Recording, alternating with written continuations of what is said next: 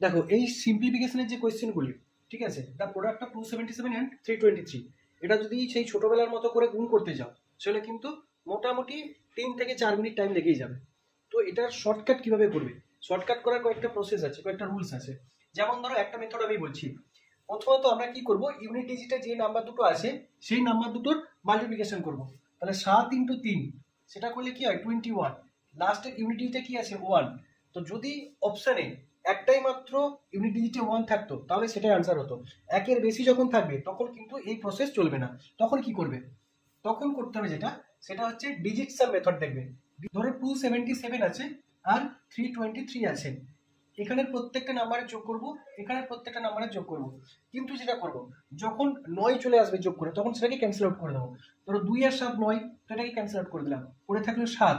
এখানে 3 3 6 2 8। এবার এই দুটোর মাল্টিপ্লিকেশন বলেছিল, তাহলে 7 ইন্টু 8 সমান 56। এবার এটা যদি ডিজিট সাম করা হয় 5 আর 6 যোগ করলে 11। এবার এই 1 প্লাস 1 সমান 2। তাহলে এইটার যে প্রোডাক্টটা হবে, যে গুণফলটা হবে, সেটা ডিজিট সামটা হবে 2। এবার চেক করব এই যে অপশনগুলো আছে ওই অপশনগুলোর মধ্যে কোনটাতে ডিজিট সাম 2 হচ্ছে। প্রথমেই কি বলেছি, 9 হলে ক্যান্সেল আউট করবে। এখানে একটা 9 আছে, 9টাকে ক্যান্সেল আউট করে দিলাম। 1 আর 8 9, ক্যান্সেল আউট করে দিলাম। 4 আর 7 7 4 11, এই দুটো যোগ করলে 2, তাহলে এটা ডিজিট সাম হয়ে গেল 2।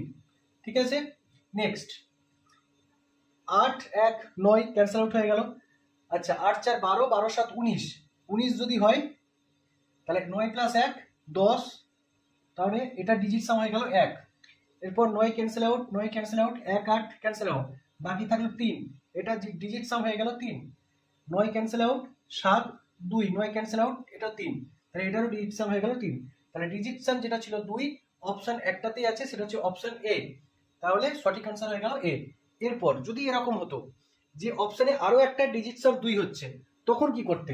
তখন যেটা করতে হবে সেটা বলে দিচ্ছি। আমার এখানে কোশ্চেন আছে 277 অ্যান্ড 323, এই দুটোর মাল্টিপ্লিকেশন তোমাকে বের করতে হবে।